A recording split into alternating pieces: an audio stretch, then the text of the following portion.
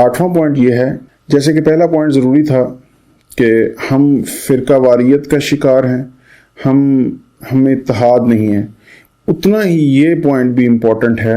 ہمارے لیے سب سے زیادہ اس وقت ضرورت کس چیز کی ہے؟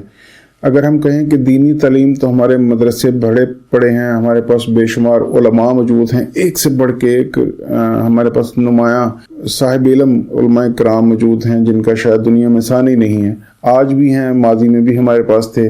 تو دین کے علم کے حوالے سے ہمارا شاندار اس وقت جو ہے ہم اپنے دور سے گزر رہے ہیں۔ تو کمی کس چیز کی ہے جس وجہ سے آج بھی ہم پیچھے ہیں؟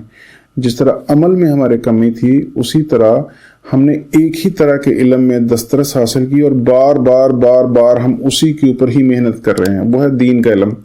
جبکہ دین کا علم سے مراد بیسکس، آپ کو دین کی پتہ ہو کہ آپ نے زندگی کیسے گزارنی ہے، لیکن آگے زندگی کو بہتر کیسے بنانا ہے، کوالٹی آف لائف کیسے بہتر بنانی ہے، اس کے لیے ہمیں ریسرچ کی ضرورت ہے۔ تو میں کہوں گا کہ جو ہمارا 8واں پوائنٹ ہے، یہ صرف ایک لفظ کے اوپر مبنی ہے، اور وہ ہے science. Science science science science science کے بغیر آپ کہیں گے کہ آپ مستقبل میں ان سے لڑ سکیں گے؟ ویسے تو ہمیشہ سے تاریخ انسانی اٹھا کے دیکھ لیجئے، کامیابی کے ڈائنامکس سیم رہے ہیں۔ یعنی کوئی بھی قوم جب زوال کا شکار ہوتی ہے، کوئی بھی قوم جب عروج حاصل کرتی ہے، تو dynamics every time they are same.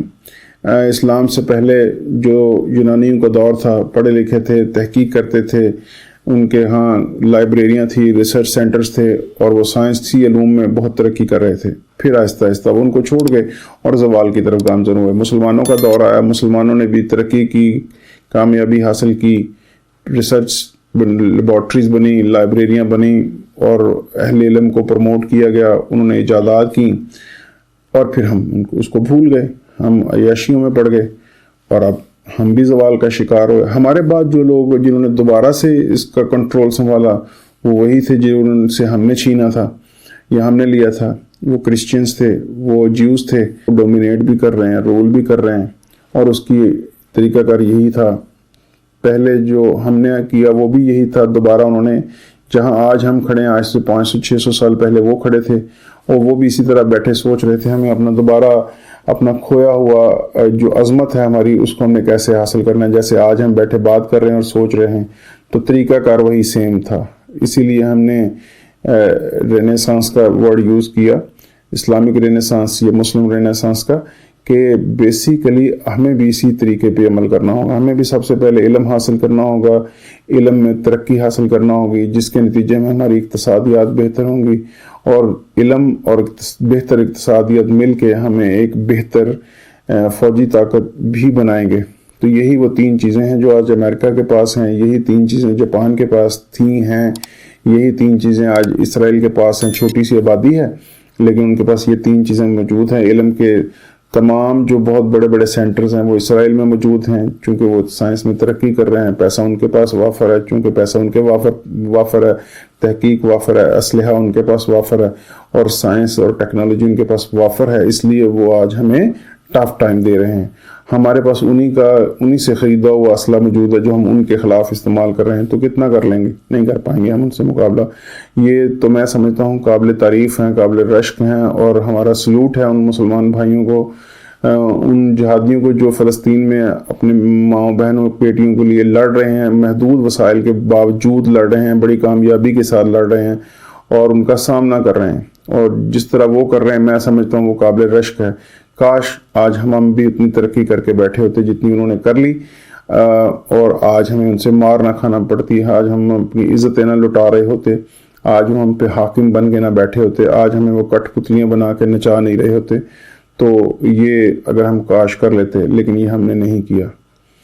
9ویں point کی اگر بات کروں تو جیسے ساری گفتگو کا جو لب لباب یہ ہے کہ ہمیں آج بیٹھنا ہوگا، بیٹھ کے خود احتسابی کرنا ہوگی، آج بھی کرنا ہوگی، مستقبل میں بھی ہمیں اپنے گریبان میں جھانکنا ہوگا کہ ہم نے کیا کیا، ہمیں کیا کرنا چاہیے تھا، ہمیں کیا کرنا ہوگا۔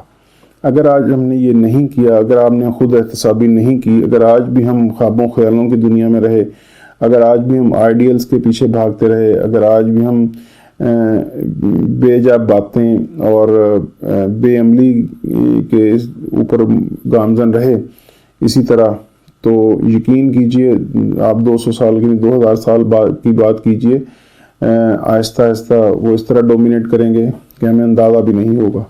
تو ضرورت اس امر کی ہے کہ تعلیم اور سائنس کی تعلیم کو امیجیٹلی امپلیمنٹ کیا جائے، اس کو حاصل کیا جائے اور خود احتسابی کے عمل میں اپنے آپ کو لایا جائے اور اپنے گریبان میں جھانک کے اپنی خوبیاں تلاش کی جائیں، خامیاں تلاش کی جائیں، خامیوں کو دور کیا جائے، خوبیوں کو بہتر بنایا جائے، اور ان میں سے سب سے امپورٹنٹ خوبی سائنس اور ٹیکنالوجی کی تعلیم ہے۔ اور آخری بات، اگر ہمیں واقعتاً ہم اگر آج مسلم رینیسانس کی بات کرتے ہیں، اگر ہم نشاط ثانیہ کی بات کرتے ہیں، دین کی تبلیغ کی اور عروج کی بات کرتے ہیں، دوبارہ دنیا میں اپنی کھوئی ہوئی عظمت بحال کرنا چاہتے ہیں، تو یہ وہ چند باتیں ہیں جن کو آج ہم ہر مسلمان کو اپنے سامنے لکھ کے رکھنے کی ضرورت ہے، چاہے وہ کتنا ہی چھوٹا کیوں نہیں ہے یا کتنی بھی بڑی سلطنت کیوں نہیں ہے۔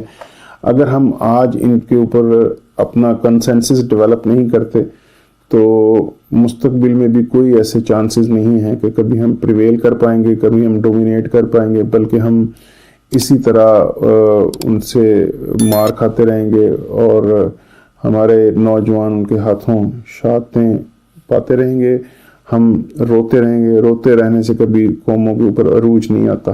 ہمیں محنت کرنا ہوگی، کوشش کرنا ہوگی، اپنے رستے درست کرنا ہوں گے، ہمیں منزل کا تعین کرنا ہوگا اور اس کے لیے درست رستے کی تلاش کرنا ہوگی، اور پھر اس رستے پہ پوری جد و جہد کوشش کی طاقت کے ساتھ چلتے رہنا ہوگا، تو منزل آئے گی ہی آئے گی۔ اللہ تعالی ہم سب کا حامی ناصر ہو۔ اپنا ڈھیر سارا خیال رکھیے گا، انشاءاللہ اگلی ویڈیو میں ملاقات ہوتی ہے۔ اللہ حافظ۔